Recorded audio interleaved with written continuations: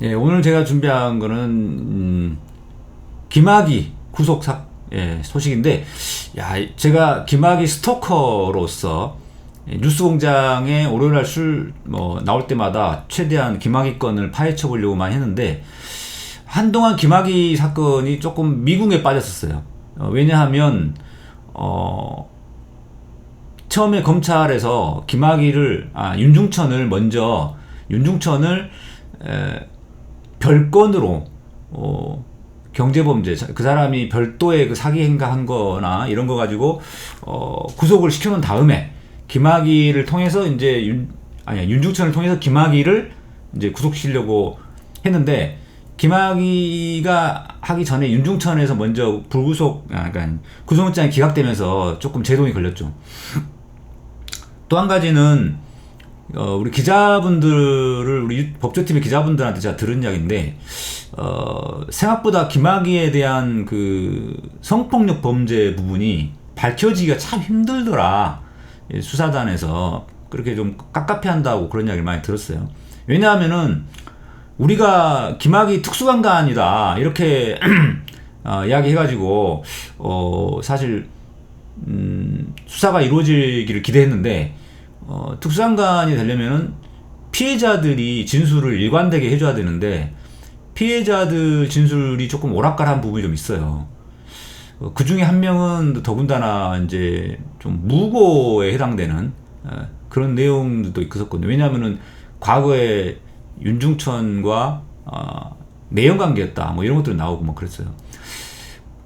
그리고 지금 언론에 등장하는 피해자들 한 두세 명 빼고 나머지 피해자들이 좀 많이 나와줘야 되는데, 나머지 피해자들의 지금 행방을 찾기가 좀 어렵고, 그 나머지 피해자들이 진술이 안 나오고 있다 뭐 이런 이야기를 하더라고요. 그러다 보니까 성접대 동영상의 그 사람이 김학의가 맞다라는 것만 가지고는 성폭력 범죄로, 그것도 특수강간으로 엮기가 쉽지가 않다는 이야기를 많이 들었습니다. 이거는 이제 수사 과정에서 또 기자들을 통해서 제가 흘러나온 이야기인데요. 그 대신에 뇌물죄 부분은 조금 좀 탄력을 받았었죠. 윤중천이 스스로 뇌물 준 거를 다 이야기를 했고, 그 액수가 뭐 1억이 넘는다는 거죠. 다만 그 1억이 넘는 금액이 한꺼번에 간 건 아니고 뭐 좀 나눠져서, 그리고 또 어떤 거는 뭐 그림으로 주기도 하고 이래서 그것도 좀 쉽진 않았습니다만은, 어찌됐든 뇌물을 준 것은 명백히 맞다라고 인정이 되기 때문에 구속이 된 것 같습니다.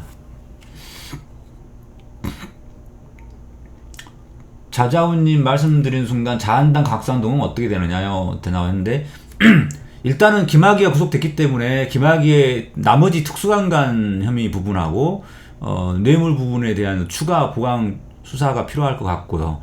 그 다음에 곽상도를 비롯해서 그 당시에 김학의 수사를 무마했던 이 사람들에 대한 수사가 이루어져야 될 텐데, 지금 제가 보기에는 이게 쉽지가 않아 보여요. 왜냐하면은 검찰에서 일부러 사실 특수강간을 빼려고 그런 것일 수도 있습니다. 뇌물 부분을 집중적으로 오히려 이렇게 해가지고 구속영장을 청구한 걸 보면 김학의 사건은 뇌물 사건이다 이렇게 몰고 가려고 하는 거죠. 그러면은 과거에 2013년, 2015년도에 김학의를 봐줬던 그 검사들에 대해서 면피가 될 수가 있거든요. 그 당시에는 윤중천이 입을 열지 않았기 때문에 뇌물죄를 밝힐 수가 없었다. 고로 그 당시에 불기소 처분했던 검사들은 잘못이 없다. 이쪽으로 몰고 가려고 하는 것 같아요. 그 다음에 또 한 가지는, 그렇기 때문에 곽상도에 대해서도 직권남용이라고 보기 어렵다. 뭐 이렇게 나가겠죠. 왜냐하면 결국은 특수강간으로 김학의를 엮는 순간 검사들의 잘못도 다 드러나게 되고, 곽상도의 직권남용 혐의도 드러나게 되기 때문에 그런 것들을 무마시키려고 특수강간 부분을 좀 적극적으로 수사를 안 하는 측면도 좀 있는 것 같아요. 그러면서 이제 기자들을 우리 좀 법조특 기자를 통해 가지고 끊임없이 이렇게 흘리는 거죠. 이 특수강간 수사가 쉽지 않다. 뭐 이런 식으로요. 그게 이 검찰 지금 현재 수사단의 노림수가 아닌가 싶습니다. 그래서 우리가 김학의가 구속됐으니까 좋긴 한데 잘 됐다. 우리 검찰의 수사단이 정말 열심히 잘하고 있다. 이렇게 박수칠 만한 일은 또 아니다. 이런 생각이 듭니다. 예, 아롱다롱님, 그래서 공수처가 반드시 필요한 거죠. 예, 맞습니다. 그리고 지금 현재 검찰이 김학의를 구속 안 할 수가 없어요. 국민적 여론이 굉장히 분노가로 들끓고 있기 때문에 김학의를 어떻게든 구속을 시켜야 돼요. 그러면서도 나머지 검찰에 피해 가지는 않게 해야 된단 말이에요. 김학의랑 같이 그 당시에 별장에서 성접대를 받았거나 성폭력을 저질렀거나 이런 고위 검사들도 많고, 그 고위 검사들의 연결된 현직 검사들도 있는데, 그런 사람들을 다 보호하려면은 이제 특수강간 부분을 빼야 되는 거죠. 그래서 뇌물로 지금 몰아오고 있다, 이런 생각이 듭니다.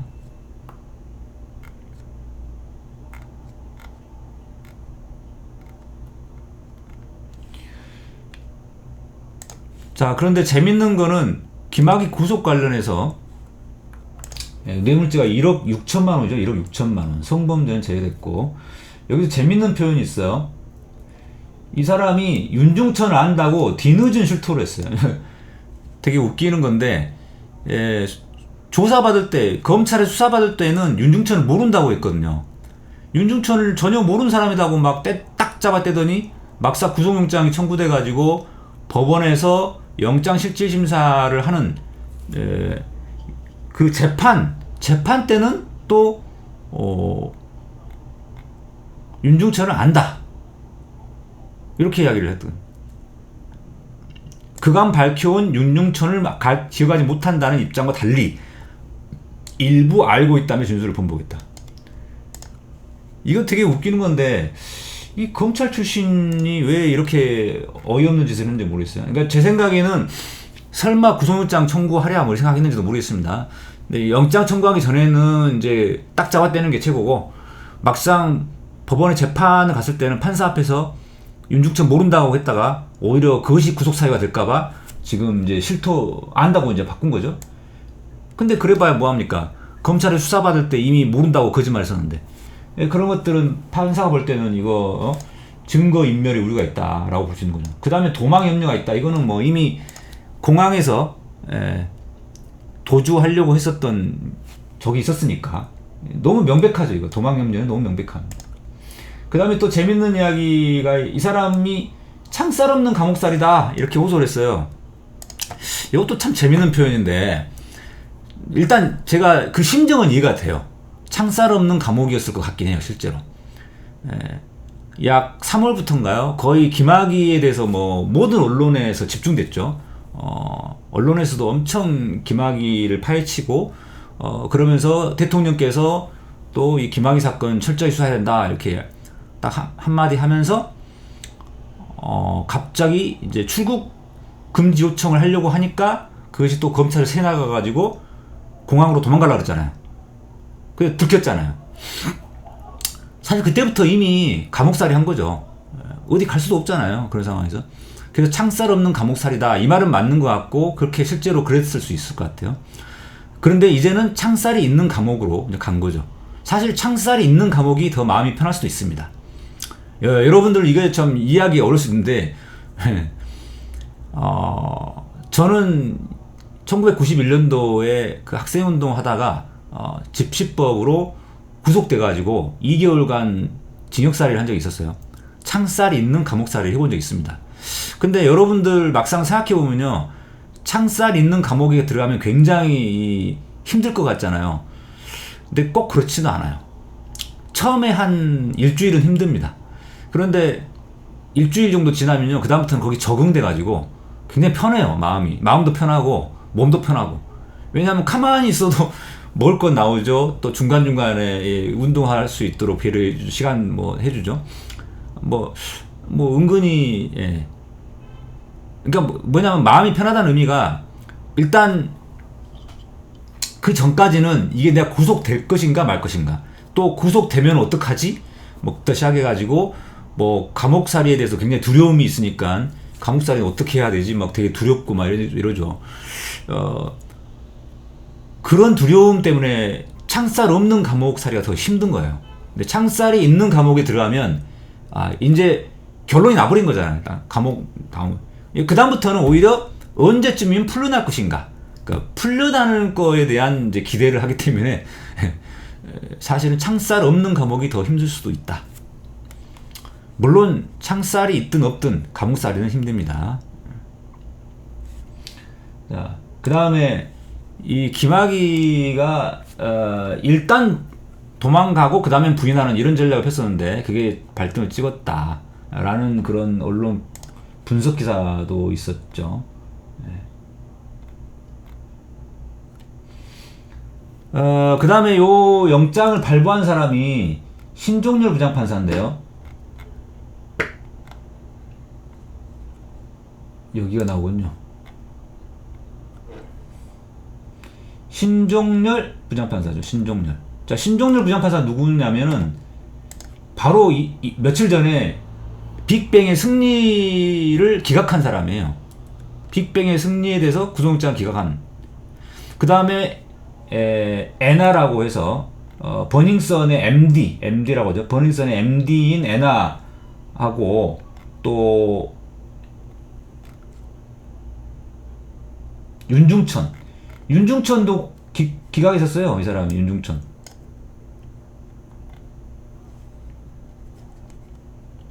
그래가지고 이 신종렬 판사에 대해서 프로 기각러라는 이제 별명이 붙을 정도 됐었는데, 제가 보니까 이제 신종렬 부장판사는 성향이 좀 피의자의 인권을 많이 강조하는, 그러니까 불구속 재판 원칙을 많이 강조하는 그런 쪽인 것 같아요.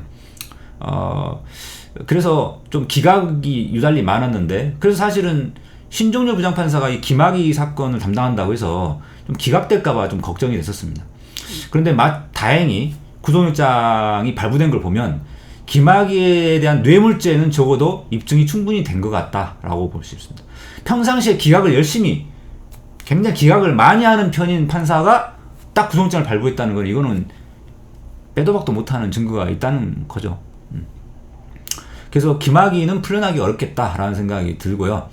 그 다음에 한 가지 말씀드리고 싶은 거는, 그러면 신종렬 부장판사가 이 승리를 풀어준 거에 대해서 뭐 너무 일부러 봐준 거 아니냐, 뭐 이렇게 할 수도 있는데, 뭐 나쁜 판사 아니냐. 근데 사실 승리에 대해서는요, 다른 의견이 많아요. 경찰이 승리에 대한 여러 가지 구속을 시킬 정도의 증거가 좀 부족한 상태에서 면피용으로 구속영장을 청구했다라는 시각이 훨씬 더 설득력이 있습니다. 언론에서 볼 때는 여러 가지 승리, 뭐 정준영도 구속되고 최종훈인가? 거기도 구속됐는데 승진은 구속 안 됐다? 같이 놀았던 애들인데, 같이 단톡방에서 막 그랬던 애들인데, 이게 좀 이상할 수 있어요. 하지만 제가 보기에는 승리에 대해서는 뭔가 증거가 좀 부족한 것 같다는 생각이 들어요. 그래서 승리에 대해서 구속영장이 기각된 걸 가지고 신종렬 판사가 아주 나쁜 판사다 이렇게 할 수는 없고요. 이틀 전에 여러분들 뉴스공장 수요일 날마다 노영희 변호사님이라는 분이 나와서 그 방송을 하시는데, 노영희 변호사님도 승리에 대해서는 자기가 볼 때 기각되는 게 맞는 것 같다 이렇게 이야기를 했었죠. 저랑 같은 입장인데, 경찰이 좀 면피용으로 영장 청구한 거예요. 그러니까 영장이 기각되자마자 더 이상 수사 안 한다고 해버리잖아요. 통상적으로는 보강 수사를 해가지고 다시 영장 청구하는 경우가 많거든요.